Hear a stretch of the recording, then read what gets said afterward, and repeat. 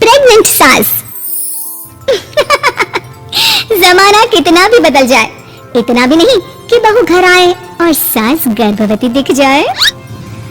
देखो मीरा, माँ का पूरा ख्याल रखना है, उनसे अब काम नहीं होता है। क्यों, क्या हो गया? तुम्हारी माँ तो हट्टी कट्टी दिख रही है, पूरी शादी में घोड़ी की तरह नाची है, अब क्यों काम नहीं होता उनसे?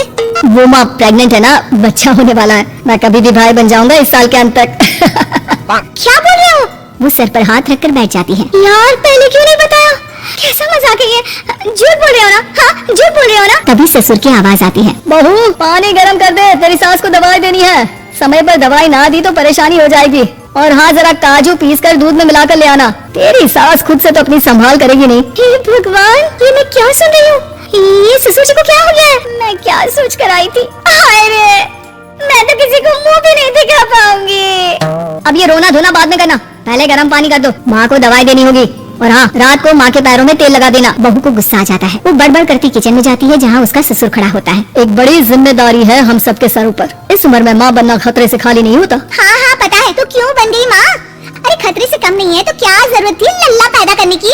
कैसी बात कर रही हो बहू? क्या तुम खुश नहीं कि घर में एक नया मेहमान आएगा, छोटे छोटे पैरों से पूरे घर में घूमेगा?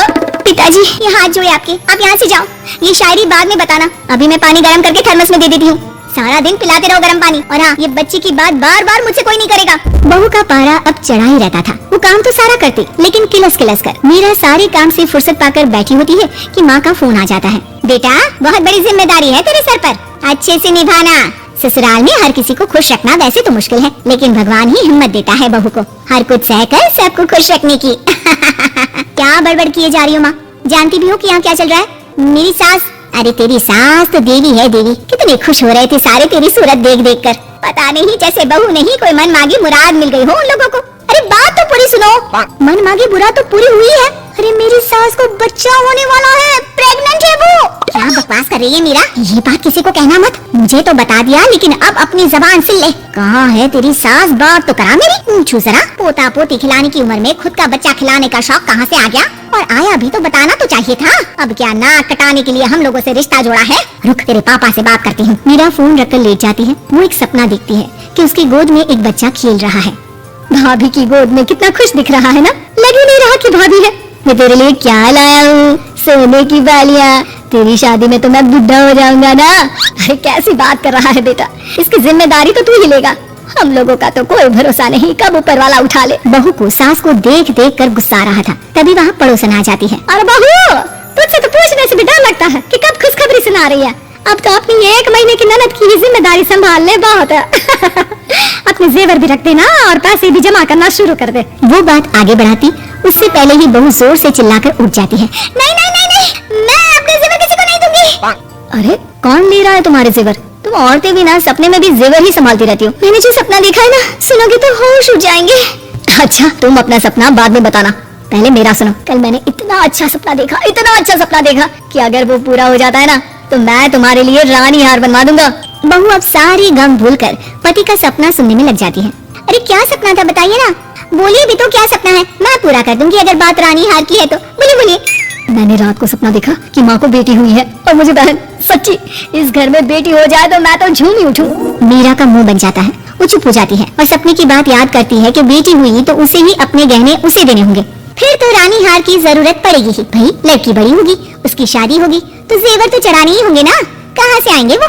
कितनी समझदार हो तुम मीरा, मैंने भी यही सोचकर तुम्हारे लिए रानी हार लेने का सोचा था। अरे फूटी किस्मत मेरी जो ऐसा परिवार मिला। मेरे पापा की तो मैं अभी क्लास लगाती हूँ, जो सब जानती हुए भी ऐसे परिवार में मेरी शादी कर दी। बहू पिता को फोन लगाने ही वाली होती है कि ससुर की फिर से आवाज आती है। बहू गरम पानी ले आ जल्दी, थर्मस में खत्म हो गया है। बाद में खबर लेती हूँ मैं पापा की, पहले सास को गर्म पानी दिया हूँ। बहू अभी किचन में काम कर ही रही थी कि मीरा के मम्मी पापा आ जाते हैं। वो हाथ में ढेर सारे फल लेकर आते हैं। मीरा के पिता मीरा के ससुर से कहते हैं, लीजिए भाई साहब ये फल रखिए, बहन जी को खिला दीजिएगा। वैसे कैसी है उनकी तबीयत? बस पता तो है आपको, ऐसे वक्त में जो होता है बस वही सब। मुझे तो सुनकर बहुत गुस्सा आया था, लेकिन चलिए भाग्य में जो है लिखा उसे कौन टाल सकता है। डॉक्टर को दिखाए? हाँ हाँ बस डॉक्टर आने ही वाला है। अच्छा हुआ आप लोग भी आ गए। उतने में एक सुंदर सी लेडी डॉक्टर आती है। पेशेंट कौन है आप? अरे नहीं जी, मैं तो बहू हूँ इस घर की, मैं तो अभी सोच भी नहीं सकती पोता या पोती के बारे में, अभी तो मेरी सास ही। अरे चुप हो जाना, देख तो ले, डॉक्टर है ये, किसी के भी सामने गुस्सा फोड़ देती है। डॉक्टर कमरे में जाती है और थोड़ी देर बाद बाहर आ जाती है। पीछे से सांस भी निकल आती है। हे भगवान, इतना दुख तो किसी को भी ना दे जितना मुझे दिया है। देखिए बहन जी, आप लोगों को तो ये सोचना भी नहीं चाहिए था। वही तो मैं भी कह रही थी कि आप लोगों के लिए तो सोचना भी गुनाह है, लेकिन अब पछताए होत क्या जब चिड़िया चुग गई खेत। डॉक्टर वहाँ से चली जाती है। मैं माँ नहीं बन सकती, मैं प्रेग्नेंट भी नहीं हूँ। ये कैसे? तुम तो बोल रही थी कि अरे वो गैस का दर्द था और पेट भी गैस से फूल रहा था। डॉक्टर ने चूना दे दिया है, गर्म पानी से फाँकना है। मैं भी लाती हूँ गर्म पानी। अरे मैं तो गीजर ही लगा देती हूँ। हाय रे, खुशी के मारे